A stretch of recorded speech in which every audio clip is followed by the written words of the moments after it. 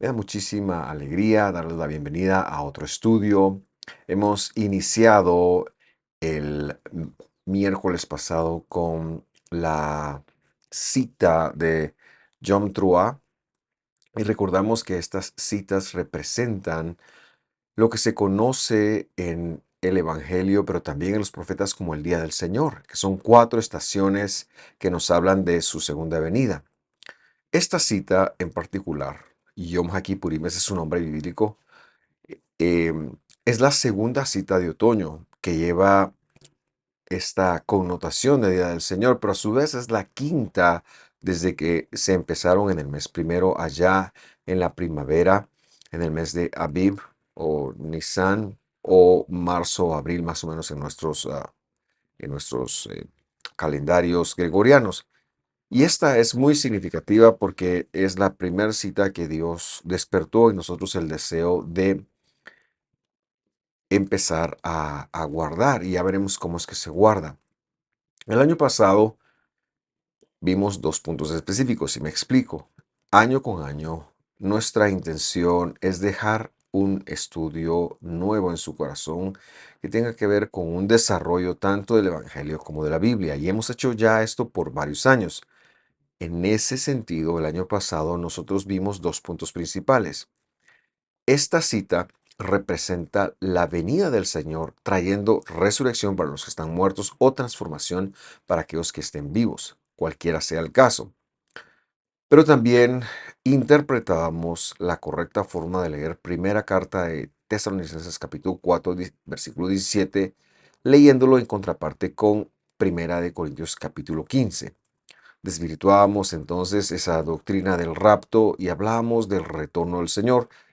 Yo le invito a verlo si usted tiene alguna duda. Esto puede encontrarlo en Citas del Señor en nuestro canal.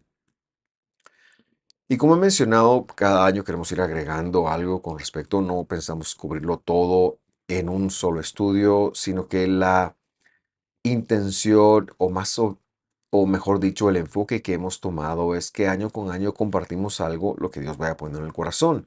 Y este año quisiera hablar de Yom HaKippurim desde el capítulo 16 de Vayikra. Vayikra es como se dice Levítico, y fue como Dios legisló que debiera guardarse este día. Pero quiero hacerlo con la conciencia de 3 tiempos. Uno, cuando se da en el desierto, y todo ese tiempo hasta dos, la venida del Mesías, que es un parteaguas, y tres, qué sucede a partir de la venida del Mesías, que será donde aterricemos. Así que vamos a la lectura para entrar de lleno a nuestro tema. Levítico 16:1 dice: el Señor habló a Moisés después de la muerte de los hijos de Aarón, cuando se acercaron al rostro del Señor y murieron.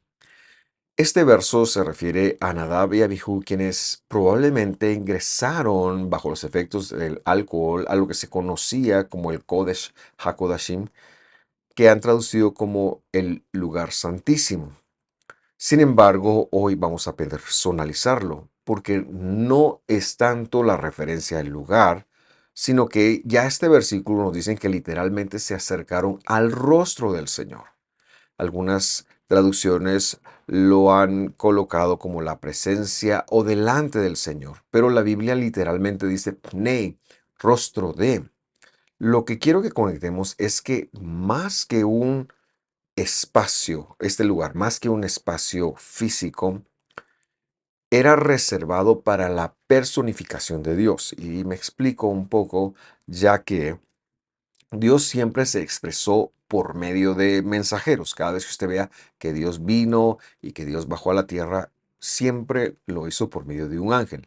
Pero en el desierto, Él dio un paso más allá de ángeles y entregó ciertos rostros, se llaman también, así le llama la Biblia, como el arca, como la tapa del arca, como el candelabro, como los panes de la presencia, o los panes del rostro, realmente no de la presencia, perdón, porque Dios quería que su pueblo tuviera la certeza de que la promesa que había hecho Abraham de que él iba a vivir y morar en medio de ellos, empezaba a cumplirla, aunque sea en una representación física y tangible de él. Así que todos estos elementos, como el altar del incienso y el arca y la tapadera del arca y los querubín sobre o como parte de esta tapadera, eran rostros de Dios. Estos dos personajes intentaron, probablemente bajo los efectos del alcohol, entrar a ese rostro, pero que nosotros sepamos que por ser la personificación de Dios, entonces ese no es un lugar santo. Se está refiriendo a la santidad de la persona o al santo ser, es decir, a la santidad de Dios. Dicho esto, y antes de seguir, es muy probable que lo hayan hecho bajo los efectos del alcohol.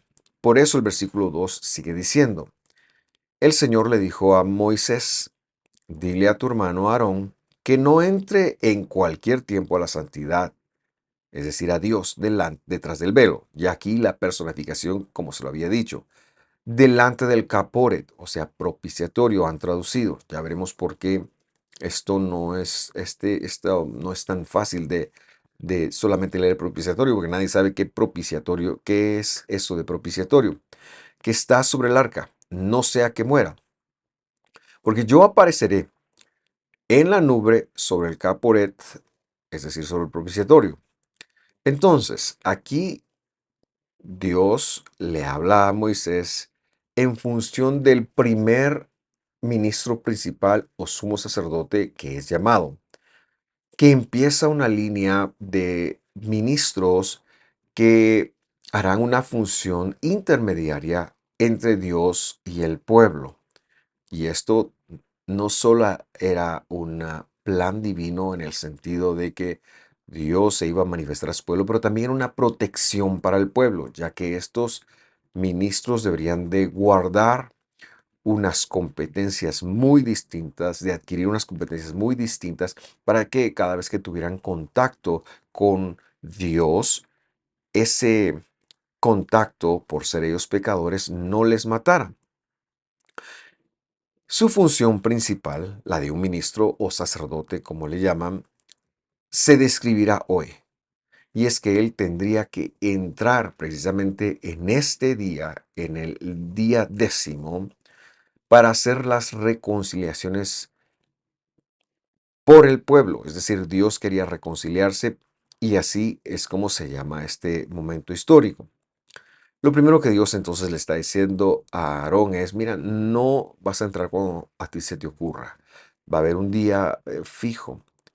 ¿Por qué? Porque un día nuevamente fijo, él entraría en el santuario no hecho de manos, en la esfera celestial, en el round celestial que se nos escapa a nosotros y presentaría los mismos oficios que hoy vamos a ver que Aarón, Dios le dijo que presentara. La idea sería que después de haber venido acá, él llegara y presentara su sacrificio para ahora sí lograr el perdón de las faltas, la reconciliación como Dios, la reconciliación del pueblo con Dios, de tal manera que ya solo resta esperar que el pueblo de Dios entre completamente para darnos la el cuerpo espiritual, como también Pablo lo dice en Primera de Corintios capítulo 15, o sea, para darnos el ingreso a la vida eterna. Muy bien, entonces, luego también hemos mencionado, no es que entraba a un lugar, aunque sí había un lugar físico ahí, sino él entraba a la santidad, y la santidad aquí es una persona, es la persona de Dios.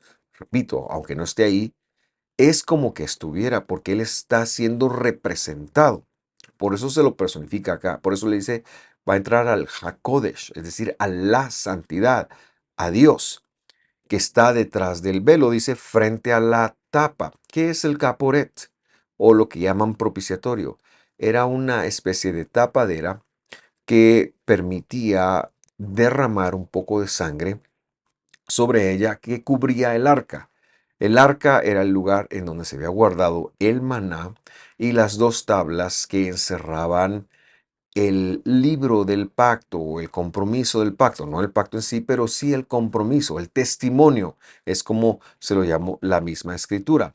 Bueno, el caporet o tapa, entonces era una pieza separada que tenía en sí dos am, querubim, o sea, dos seres angelicales que habían sido diseñados y desde donde vemos que Dios le hablaba a Moisés. Ahora bien, hemos dicho que esto hay que entenderlo a la luz del Evangelio, porque es el Evangelio el que viene a decirnos cuáles son cada uno de los elementos del primer santuario que forma parte de otro santuario, de un santuario celestial. Para ello vamos a Primera de Juan, capítulo 2, versículo 2, y dice allí, Él mismo, es decir, el Mesías, es la propiciación, dice aquí. Y yo le coloqué ahí la palabra correcta, acá por él, o la tapa por nuestros pecados. Y no solo los nuestros, sino también los del mundo entero. Verso 3. Y en esto sabemos que hemos llegado a conocer, que lo hemos llegado, es decir, a conocer a Dios si guardamos su mandamiento, sus mandamientos. Entonces el Evangelio nos está enseñando que el Mesías mismo, Jesús, Él es el propiciatorio, Él era la tapa. Y luego en otras escrituras vemos cómo la voz de Dios salía de ahí. Y por eso es que Hebreos también luego enseña, Dios habiendo hablado de muchas maneras, hoy nos ha hablado por el Hijo. Cuando Aarón o cualquier otro ministro principal fueran a entrar esa vez al año, entraban entonces a una representación de la obra completa de Dios cuando Él fuera a estar en la tierra. Por eso era importante. Nadab y Abiú entonces son eliminados por haber menospreciado la obra redentora del Mesías en la tierra, porque esto es lo que nos está enseñando. Continuamos la lectura para verso a verso ir entendiendo de qué se trata todo esto. Verso 3 dice así, Aarón podrá entrar en el lugar santo con esto, o a la santidad con esto, es realmente como debemos de verlo. Con un novillo para ofrenda por el pecado y un carnero para holocausto. Verso 4. Se vestirá con la túnica sagrada de lino y los calzoncillos de lino estarán sobre su cuerpo y se ceñirá con el cinturón de lino y se cubrirá la tiara de lino. Estas son vestiduras de la santidad. Lavará pues su cuerpo con agua y se vestirá con ellas. Verso 5. Pero bueno, quizás antes de pasar al verso 5 explicar un par de cosas. Es decir, Aarón iba a entrar a la santidad, no al lugar santo, sino iba a entrar a ver a Dios, a la representación de Dios. Y en ese sentido también vemos que el versículo 4 habla de que hay unas vestiduras que no son santas en sí mismas, sino que son las vestiduras de la santidad, es decir, son de acuerdo al modelo que Dios le había dicho a Moisés que se prepararan para el sacerdote. Las cosas no son santas en sí mismas, las cosas tienen santidad porque pertenecen a Dios. Por eso nosotros no es que seamos un pueblo santo, sino somos el pueblo de la santidad que es la santidad de Dios. Por eso tenemos que ser santos, porque Él es santo. Versículo 5. Aarón tomará de la congregación de los israelitas dos machos cabríos para ofrenda por el pecado y un carnero para holocausto. Verso 6. Entonces Aarón ofrecerá el novillo como ofrenda por el pecado que es por sí mismo para hacer expiación por sí mismo y por su casa y tomará los dos machos cabríos y los presentará delante del Señor a la entrada de la tienda de reunión. Varias cosas que podemos mencionar acá. En primer lugar, vemos que Aarón debía tomar dos machos cabríos, ya hablaremos de ellos un poco, como ofrenda por el pecado. Un carnero, dice, como holocausto, y el holocausto era aquella ofrenda que se quemaba completamente, que era para hacer una reconciliación por las ofensas que se cometían a propósito, es decir, por el pecado de traición a Dios. Y luego vemos que él tenía que también ofrecer un novillo como ofrenda por su propio pecado. para hacer una reconciliación por sí mismo y por su casa.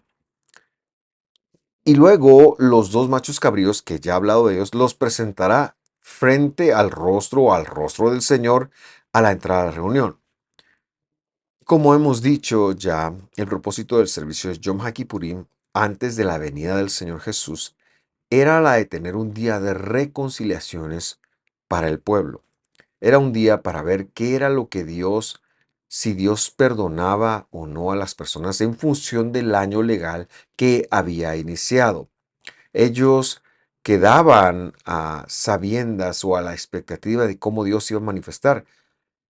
Y muchas veces, y esto está registrado en, por ejemplo, libros como en la Mishnah, cuando él salía en el tratado de Yoma, que es un tratado que trata con este día, él venía y se sabía inmediatamente que Dios había aceptado los sacrificios y entonces el perdón se había dado.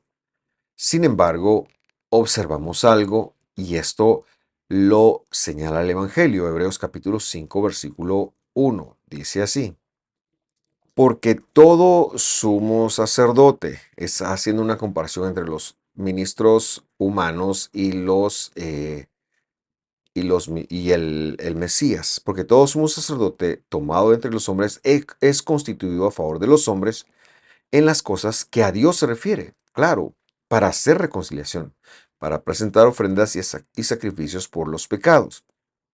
Verso 2. Puede obrar con benignidad para con los ignorantes y extraviados, puesto que él mismo está sujeto a flaquezas. ¿Por qué dice esto? Precisamente porque tenía que ofrecer sacrificios por sí mismo. Él no estaba exento en ese día de la santidad de tener que ofrecer por él mismo, si no hubiera caído fulminado. Verso 3. Por esta causa, dice, está obligado a ofrecer sacrificios por los pecados, tanto por sí mismo como por los del pueblo. Verso 4. Nadie toma este honor para sí mismo, sino que lo recibe cuando es llamado por Dios, así como lo fue Aarón. Y así destaca y explica cómo es que funcionó el sacerdocio o el ministerio levítico arónico. Verso 8, volviendo a nuestra lectura de, de Levítico, dice así: Aarón echará suerte sobre los dos machos cabríos. Estos son los que ya hemos hablado que son para el pueblo. Y dice, una suerte por el Señor y otra suerte para Azazel. Y ya esto tiene que ver con reconciliaciones. Ahora, no hemos de entender suerte como se entiende en castellano, que es un lanzamiento de una moneda y si cae esto y esto es al azar. No, aquí es una elección de Dios para una situación específica que estaba regulado cómo se echaba esta suerte. Pero lo que hemos de entender es que Dios decidía. Este macho cabrío va para Azazel y el otro para el Señor.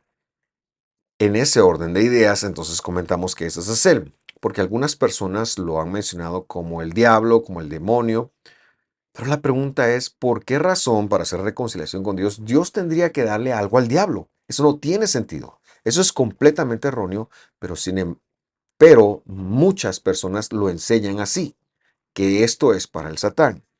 Erróneo. Si nosotros hacemos una lectura de qué significa Azazel, tendremos la respuesta. Az quiere decir cabra, Azel, o Ez quiere decir cabra, perdón, Azal quiere decir irse. Azazel es la cabra que se va. Y cada uno de estos dos machos cabríos representan un aspecto. Probablemente esto no lo veamos este año porque hay mucho material que cubrir, pero con el favor de Dios y si Dios nos presta la vida, en Yom Kippurim del próximo año nosotros lo estaremos viendo. Que cada uno representa entonces un aspecto de las reconciliaciones con Dios. Eso es la razón por la que esta cita se llama Yom HaKippurim en plural, el día de las reconciliaciones y no Yom Kippur como se lo conoce hoy, porque Dios hará cubiertas, Él hará reconciliaciones. Muy bien, versículo 9 dice así: luego Aarón ofrecerá el macho cabrío sobre el cual haya caído la suerte para el Señor, haciéndolo ofrenda por el pecado, jatá. Pero el macho cabrío, verso 10, sobre el cual cayó la suerte para el macho cabrío que se va, perdón la redundancia, pero sí está en hebreo, será presentado vivo delante del Señor para hacer reconciliación, aquí en plural, en singular, perdón, sobre él, para enviarlo al desierto como macho cabrío que se va. Y entonces, el primero tiene que ver con una ofrenda jatá. ¿Y qué es jatá? Son los errores involuntarios, el hecho de no hacer las cosas bien como Dios espera que la hagamos, u errares de humanos. Jatá es ser humano, es errar, es haber permitido que la capacidad de errar sea parte de todo lo que nosotros hacemos. Esto es uno, como he dicho, de los resultados de haber desobedecido a Dios. Un poco más adelante voy a explicar cuáles son tres resultados, voy a explicar los otros dos también. Ahora bien, el otro macho cabrío se va a ir, pero también porta sobre sí mismo una reconciliación. Y como he mencionado, no llegaremos a ver cuándo se va este año, probablemente el próximo año, porque tiene un mensaje de la obra que el Mesías iba a hacer. Ambos cabríos están relacionados a la obra del Mesías. La idea entonces que está arrojando el versículo 9 es que se le está preparando entonces, por lo menos al primer macho cabrío, para ser ejecutado. Verso 11. Entonces Aarón ofrecerá el novillo, el de él, de la ofrenda por el pecado, que es por sí mismo, y hará reconciliación por sí mismo y por su casa, es decir, por todo el mundo o el movimiento sacerdotal. Y degollará, perdón, el novillo de la ofrenda por el pecado hecha por sí mismo. Verso 12. Y tomará un incensario lleno de brasas de fuego de sobre el altar que está delante del Señor y 2 puñados de incienso aromático molido, y lo llevará detrás del velo. Pondrá el incienso sobre el fuego delante del Señor para que la nube de incienso cubra el caporet, es decir, la tapa que está sobre el arca del testimonio. No sea que Aarón muera. En este momento, Aarón ha estado entrando y saliendo ya. Pero ahora, cuando llegamos al versículo 11, él tiene que, afuera de este lugar, hacer el sacrificio del novillo, del toro, que es por su casa y por los pecados de su casa. La idea entonces es que luego va a entrar con una nube como para no ver. El simbolismo aquí es maravilloso, dado que él es hombre y acaba de ofrecer una ofrenda, valga la redundancia, por sí mismo. De todas maneras, todavía no es apto para ver a Dios porque no ha sido transformado, sigue siendo un humano y por lo tanto era necesario que él llevara algo, fuego e incienso, que hiciera una nube para que no entrara en contacto con el caporet o con la santidad de Dios. Él no debía de verlo. Eh, Enfatizo eso mucho. Versículo 14 dice, tomará además de la sangre del novillo y hará rociar con su dedo en el lado oriental del caporet, o sea, de la tapa. También delante del caporet hará rociar de la sangre 7 veces con su dedo. Entonces, no solo tenía que llevar el incienso y el carbón encendido, o las brasas de fuego en el incensario, perdón, sino que también debía de llevar en un recipiente algo de sangre, y esta debía de rociarla adelante y al lado derecho del arca, que es desde el punto de perspectiva de él, el lado oriental. ¿Por qué debía de hacer esto? Porque la sangre representaba la certeza de que había habido un cuerpo que se había ofrecido. Y en este sentido, lo más importante era el cuerpo, no la sangre. Porque la sangre que se llevaba en una eh, vasija, voy a llamarle keli, se dice esto en hebreo, pues se rociaba un poquito 7 veces enfrente y una vez al lado, pero toda la demás sangre del animal era derramada afuera, no tenía nada que hacer en la santidad, porque en la sangre está la vida y la vida la vida nuestra es pecaminosa. Por lo tanto, esa sangre solo era la evidencia de que un cuerpo había sido ofrecido. Es el cuerpo el que hace la reconciliación. Por eso que Jesús dice, esto es mi cuerpo que por ustedes es ofrecido. Y la sangre, dice él, que esto representa el nuevo pacto o el pacto que quiere decir que a partir de ese momento ya los sacrificios no van, sino que Él es el sacrificio. Y quedan así relegados y luego con la destrucción del templo pues quedaron cancelados. Vamos al versículo 15. Después dice, degollará el macho cabrío de la ofrenda por el pecado, que es por el pueblo. Este es uno de los dos machos cabríos. Y llevará su sangre detrás del velo, nuevamente. Es decir, después de hacer esto, él tenía que salir, tenía que entrar por él mismo primero, pero ahora salía, degollaba el macho cabrío y llevaba la sangre detrás del velo y hará con ella como lo hizo con la sangre del novillo y la hará rociar sobre el caporet y delante del caporet, de la misma manera, 1 y 7 veces. Y en ese orden llegamos al versículo 16, que es el último versículo de Levítico que vamos a leer hoy. Lo que quiero hacer es leer una traducción cualquiera, no voy a decir a cuál, porque mi intención no es generar una polémica sobre las traducciones, pero sí es que usted vea que necesitamos ir al hebreo para realmente entender qué es lo que está diciendo, ya que el traductor lo hace con un sesgo o con una ignorancia de lo que las palabras y las acciones acá representan. Leemos el versículo 16, dice, hará pues expiación por el lugar santo, dice esta traducción, a causa de las impurezas de los israelitas y a causa de sus transgresiones por todos sus pecados, así hará también con la tienda de reunión que permanece en medio de sus impurezas.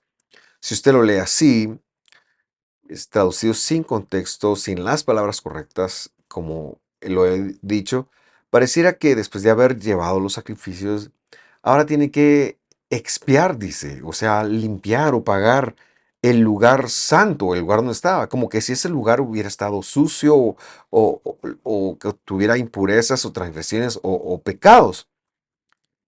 Y luego tenía que hacer lo mismo con la tienda de reunión, pero la tienda de reunión es parte o es el todo y lo que está detrás del velo, el lugar íntimo, es una parte de la tienda de reunión. Entonces, lo que quiero que vea es que esto no tiene sentido. ¿Por qué? ¿Cómo puede ser que en el lugar más santo del planeta en ese momento se estén ofreciendo, se estén haciendo y ahora haya que ofrecer cosas como para limpiar ese lugar? No tiene sentido. Leamos de una forma corregida. Dice, y hará reconciliación. Eso es lo que quiere decir la palabra expiación verdaderamente por la santidad, es decir, con respecto de Dios. A o de las inhabilitaciones, eh, le puse ahí la palabra tamé, de los hijos de Israel, de sus transgresiones voluntarias, es decir, de sus rebeliones, por todos o cualquiera de sus pecados. Así hará a la tienda de reunión que permanece en medio de sus inhabilitaciones. Explicamos entonces. Este versículo está encerrando un punto álgido en el servicio de Yom Kippurim. De hecho, esta es la razón de todo. Dios quiere hacer reconciliaciones. ¿De qué cosa o por qué cosa? Pues con su pueblo. Que como humanos caídos, vendidos al pecado, tenemos tres consecuencias de la desobediencia. Este, estas tres consecuencias son lo que la palabra castellana pecado encierra, pero que la palabra hebrea se expresa, o que el idioma hebreo, perdón, se expresa en tres palabras que conectemos, para que conectemos, perdón, todo lo que la desobediencia a Dios implicó. En primer lugar, inhabilitaciones, es lo que traducen como impureza o ser inmundo. Y esto es todo aquello que se volvió natural al humano, pero que lo inhabilita para buscar la reconciliación. Aquellas personas, por ejemplo, que en el desierto y también en el tiempo del Evangelio lo veíamos, tenían una enfermedad cutánea que traducen como lepra, ellos ni siquiera podían ir a ofrecer un animalito, una ofrenda de reconciliación. No, ellos estaban condenados a vivir por sus pecados, por esta inhabilitación que tenían. Estaban condenados a vivir lejos de Dios, sin capacidad o sin acción para ser perdonados. Esto es terrible. El humano no tiene perdón de Dios. Si lo tenemos ahora es porque Dios hizo algo, pero nosotros no es que podamos ganarnos el perdón de Dios de alguna forma. Esto es lo que quiere decir la palabra tamé en hebreo, que traducen como impuro, que está 100% vigente, pero que se refiere a una inhabilitación. El segundo aspecto de la consecuencia de nuestra desobediencia es la rebelión hacia la voluntad de Dios. ¿Y qué es la voluntad de Dios? Querido hermano, la voluntad de Dios es todo lo que está escrito. Cuando nosotros leemos la Biblia y vemos que Dios nos pide que hagamos cosas que van en contra de nuestra naturaleza, eso es precisamente la rebelión. No nos gusta la Biblia. Nuestra carne, nuestra humanidad eh, torcida, es decirlo, busca ser remunerada de otras formas y no haciendo la voluntad de Dios. Nos rebelamos a la palabra de Dios y aquí está nuestra rebeldía a cualquiera de las competencias o mandamientos de Dios. En tercer lugar está el hatá, que este ya lo hemos mencionado, lo traducen como pecado, pero significa el error. El versículo entonces ha terminado que así hará a por, pero lo que quiere decir es que lo hará en la tienda, porque Él está en la tienda. Lo que Dios está afirmando es que no tiene que salir de ahí, sino que este es el lugar en donde todo va a ocurrir. Por eso es que Dios ha dicho que este es el espacio en donde Él va a morar dentro de su pueblo. Y lo que quiere asegurarse con este versículo es decir que Dios, que Aarón, perdón, no salga en ningún momento de los límites que Dios ha impuesto. Vamos ahora a cerrar con respecto de este estudio leyendo el Evangelio y haciendo algunas conexiones. Hebreos 9:11 dice así: pero cuando, dice este versículo, el Mesías apareció como ministro principal de los bienes futuros, a través de un mayor y más perfecto tabernáculo o tienda de la reunión, no hecho con manos, es decir, no de esta creación. Se refiere a todo aquello que es incomprensible para nosotros y que está en las alturas, en los cielos. Allá mismo, verso 12, es que Él entró al lugar santísimo una vez para siempre. Él no tiene que salir hasta que regrese por nosotros. No por medio de la sangre de machos cabríos y becerros, ya vimos, sino por medio de su propia sangre. Lo que está diciendo aquí es por medio de su propio sacrificio, obteniendo redención eterna. Y esto es maravilloso. Yom HaKippurim, entonces, era una esperanza profética para la humanidad en el sentido de Aarón hasta que él vino, de lo que él mismo haría, entrando y cumpliendo con todos los protocolos en la eternidad, en un santuario en la eternidad, no hecho de manos, una sola vez, para no tener que estar ofreciendo pecados para siempre. Por eso es que Él es el administrador de los bienes futuros, porque con esa sola entrada, Él quitaría el tiempo de nuestro pecado y podría perdonar cualquiera de nuestros pecados para siempre. Nosotros hemos obtenido el regalo de la reconciliación, entonces, eterna. Esto no es para que juguemos con ello, esto no es para que atentemos, esto no es una licencia para pecar. Esto es la gracia misma de Dios que ha puesto nuestros pies en la Jerusalén celestial cuando Él regrese.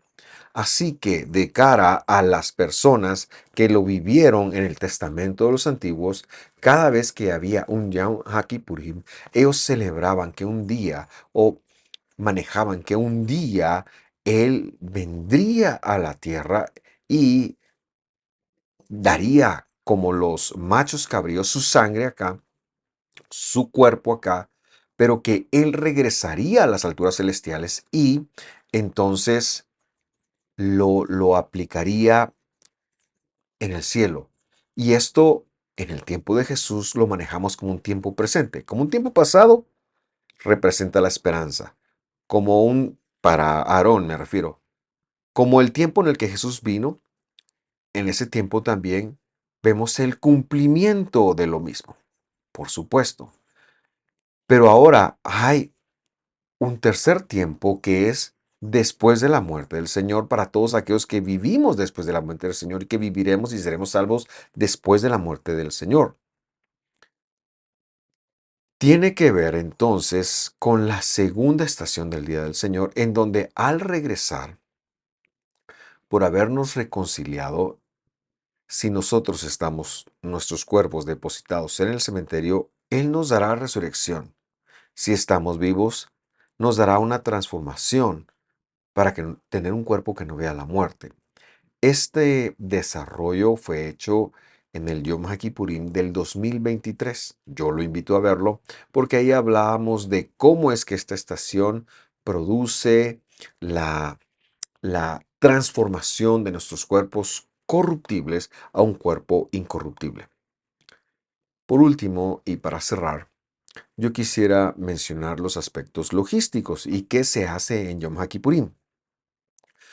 Yom Kippurim empieza este viernes 11 de octubre a partir del ocultamiento del sol.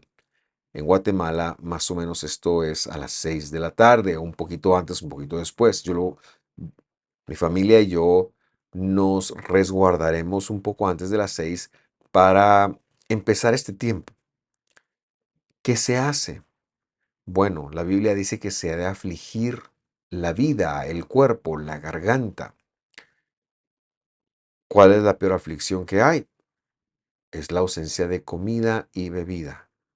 Lo que queremos es proclamar a partir del viernes 11 un ayuno. Usted está viendo esto justamente hoy en Yom HaKippurim, pero queremos proclamar un ayuno y el día de mañana a las 4:30 de la tarde, a las 16:30, tendremos una reunión en Visión de Fe Misco, en donde estudiaremos, oraremos, compartiremos y tendremos el servicio final de Yom HaKippurim, en donde entregaremos el ayuno. Yo le invito a acompañarnos. ¿Qué se puede hacer? ¿Qué no se puede hacer? Bueno, todo aquello que le dé vida no lo puede hacer. Así que tómese este momento para orar, para buscar a Dios, para tener un momento de gratitud, pero también para confesar sus pecados, también para tener esperanza de cara al futuro y a a la resurrección, perdón. Tómese un tiempo. Yo sé que Dios lo bendecirá si usted lo hace. Gracias por sintonizarnos. Deseo que esté muy bien. Envío un fuerte abrazo.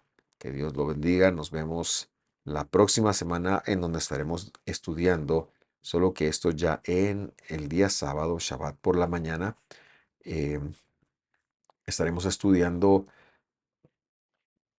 Sukkot, mientras que el viernes de hoy en 8 regresaremos a nuestros estudios comunes de Apocalipsis. Que Dios lo bendiga, que esté muy bien. Nos vemos hasta la próxima.